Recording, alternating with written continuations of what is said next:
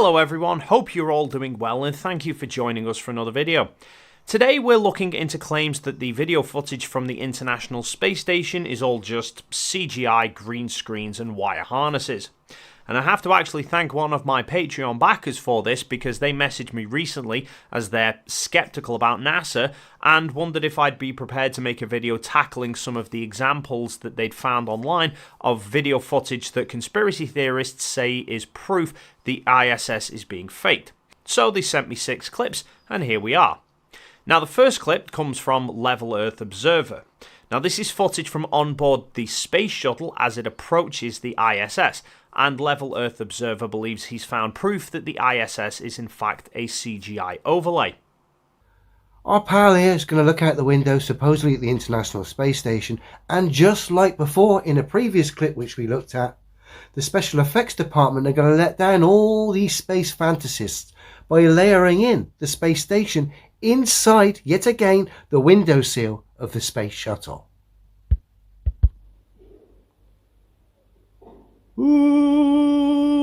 In all its slow motion glory.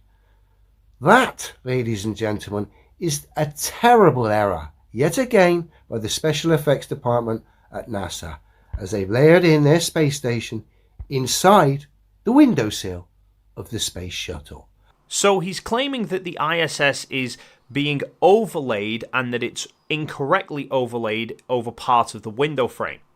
And to be fair, at first glance, it's easy to see why he might think that. Now, from the footage in his video, it shows that the space shuttle in question is the Endeavour, and they mention that one of the astronauts on board is Doug Hurley, who only ever flew on Endeavour on STS-127. So presumably that's the mission in question here. Now, I was actually able to find some photos taken from that same mission, one of which happened to be a view of the ISS through the window of the shuttle in the same manner as in the video. And comparing the still image to the video footage, we can see that the dark black strip in the video is not actually part of the physical window frame. The window frame itself is the lighter strip which is actually blocking part of the view of the ISS. Question now is, what is that black strip? Now, if we take a look at an external view of the space shuttle, you can see that the windows are not flush with the outside of the hull. They're recessed in slightly and are surrounded by these black tiles which sit higher than the window itself. That's what we can see here on the still image. Now, we can also see from the video that the left side of the window frame is being strongly lit by sunlight whilst the right side isn't. So the sun is actually way off to the right, which means those black tiles being raised above the window will be casting a shadow over the window. And that's the black strip that we're seeing, and it's why the ISS can appear through it. It's a shadow, not CGI. Moving on to clip number 2, which comes from @FlatEarth over on Odyssey.com. Now, this contains a few different examples. The first one is from a live stream interview on board the ISS with 3 astronauts, and at the end of the stream, after they've waved goodbye, the feed goes very strange, and some areas blur out while others don't. And the second example is something similar with an individual astronaut. And Flat Earth claims that this is proof of a green screen that's gone wrong. This is a big deal because it means without any doubt whatsoever that there was live editing and video manipulation. Now, Flat Earth actually skirts very close to the explanation for this when he points out that there are a few other objects in the shot that also mess up. When you look at this thing, this, and the actors, they are the only things that mess up, including an object in the top right corner that he's missed. The crucial factor in this is that in both examples, the objects that mess up are objects that are moving relative to the camera in the shot, and this really boils down to how video compression works. The most common video format these days is MP4, which to save data doesn't save all of the information for every single frame of the video. Instead, it only saves information for pixels which have changed compared to the previous frame. So the first frame of the video will be all of the information, but then the second frame will only be the information for any pixels that have changed compared to the first. If there's no data, then the stream simply displays whatever was on the previous frame. And the only pixels that change in the video are pixels where objects are moving. And it's worth remembering that the video stream on the ISS is being very heavily compressed before it's being transmitted from the ISS due to any bandwidth restrictions. And heavy video compression always leads to an increased risk of artifacts. So if the video feed from the ISS gets interrupted or suffers from interference, then the computers on Earth that are receiving the feed will continue to display the pixels from the objects that aren't moving because they won't have changed, but the pixels for the objects that are moving, it will still be trying to render them, but the data for those pixels is now getting distorted.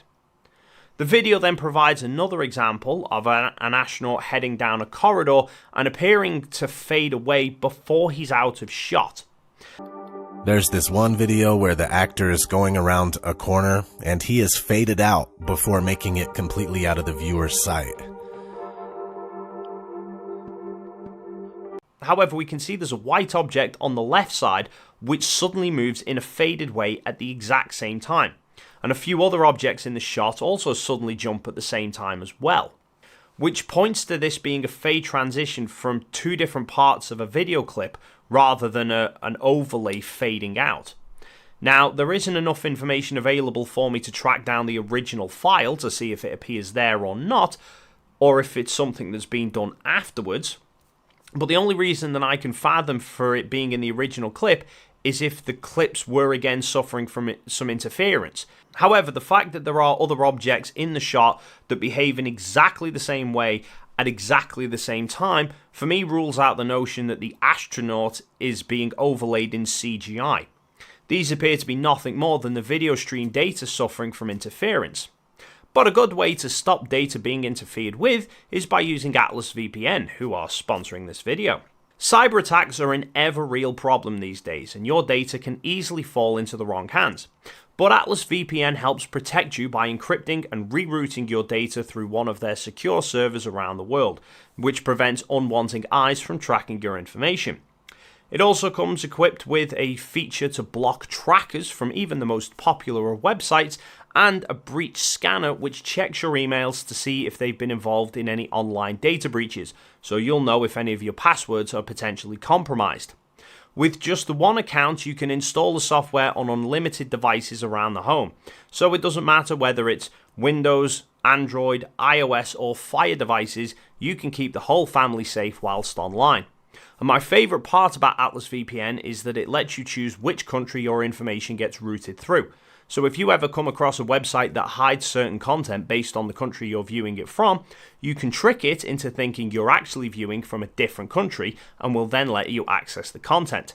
And if you use my link in the description down below, not only can you get a whopping 83% off their 3-year plan, but for a limited time only you'll receive an additional 3 months extra free, and all with a 30-day full money-back guarantee. So why not check them out today? Next, we have some more videos from Level Earth Observer, which he claims shows proof of CGI. Now, the first is an astronaut putting a microphone up to Chris Hadfield's guitar and the microphone disappearing. So has our mate here just lost the plot and decided to stick the microphone inside Chris Hadfield's skull? Or is there a bit of a special effects meltdown going on here? And then a different clip where an astronaut reaches out for a microphone cable and the cable appears to travel through his hand. Bob's hand at points goes straight through that cable. Again, highlighting special effects problems, namely green screens and augmented reality, which these people interact with as well. And as a result, you get things like this, people's hands passing seemingly through cables. Now, both of these can be attributed also to heavy compression from the live stream causing artifacts. By the very nature of reducing file size, information has to be discarded, and both of these examples are clearly very low resolution footage. So the compression's likely to see things like a very thin cable or a small microphone head that are surrounded entirely by a single colour and decide that that's a very low priority detail to keep. We actually see another example of disappearing microphones in this clip when it's against the astronaut's blue suit. Neither of these examples really point to CGI problems though, because even if it were CGI, The people themselves in the footage are real. The only argument for CGI would be if they were shot in front of a green screen, which then was made to look like the inside of the ISS. But all of these distortions take place with objects that are in front of the person themselves. There would be no CGI going on the person. It would only be if objects were directly against the green screen that it would potentially cause an issue. Then we move on to the evidence of wires and harnesses being used. Firstly, from Psalm 19 over on Odyssey, with various clips showing t-shirts sticking out as though being pulled by a wire. Firstly, it must be remembered that on Earth our clothes naturally drop due to gravity, which keeps them fairly tight against our skin. But in zero gravity, the clothes will just stay where they happen to be sitting. Such as an astronaut patting you on the back might pull the t-shirt away from you, but there's no gravity to cause it to drop back down. Then there's an example of Tim Peake trying to do a backwards roll. Now this to me seems nothing more than he screwed the roll up, and rather than moving up and away from the floor before spinning, he instead leans back low to make the spin, which causes his head to hit the floor. Now, it's out of shot, so we can't know for sure, but his body definitely drops way too low for a backwards roll, and his sudden movements and rise back up would coincide with him getting his hands onto the floor to spin himself around. And then Psalm's last example is another astronaut attempting to do a backwards roll. Again, he's not putting much force into this backflip, so he's only turning rather slowly, and he's in a very confined space surrounded by 3 other people. You can actually see the guy in the back try and move out of the way as he almost gets a foot in the face. It seems the guy on the right is merely trying to help a colleague around while keeping his eyes fixed on the monitors rather than looking to see what he's doing. And I can speak from experience, it is pretty tricky to get your hand in one very particular place and grab an object when you're trying to do it by looking at yourself in a monitor. In reality, wires holding up a person's weight would never be invisible. Even if they were made of a completely transparent material, there would still be signs of distortion and light catching them as they moved around. They certainly wouldn't have a system with multiple people being in such close proximity, because that would just cause all sorts of problems. When wires are used on film sets for this sort of look, the footage goes through extensive VFX to edit out all of the wires first. This footage is being broadcast live during interviews. There's no time to meticulously edit out wires frame by frame.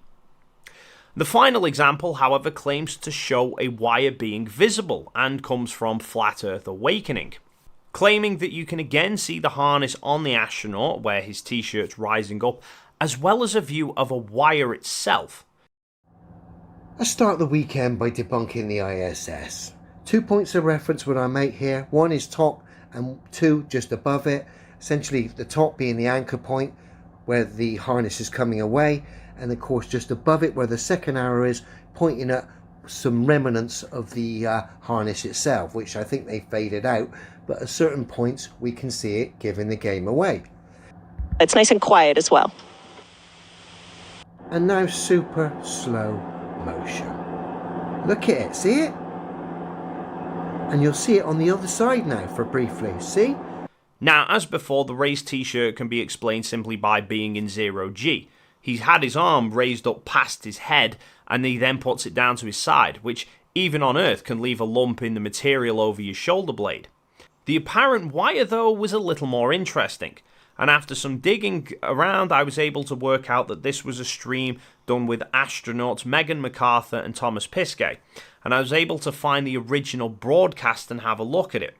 Now, at the start of the broadcast, Thomas has an iPad stuck to his right leg, which isn't on his leg at the time that the wire apparently makes an appearance, because early in the broadcast he removes the iPad from his leg and sticks it onto the edge of the white box behind him, which is exactly where the wire apparently appears. Seems far more likely that what we're actually seeing here is merely a reflection of his right arm in the screen of the iPad.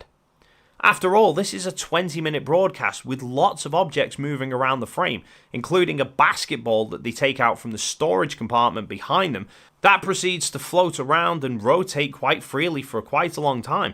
It's not swaying around side to side as though it was hanging from a wire like a pendulum.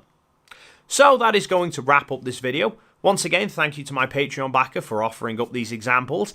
They were definitely interesting to look through and to break down. And as always, feel free to leave your thoughts in the comments down below. If you enjoyed this video and you haven't already done so, then please consider hitting the like and subscribe buttons, and then hopefully we'll see you in the next video.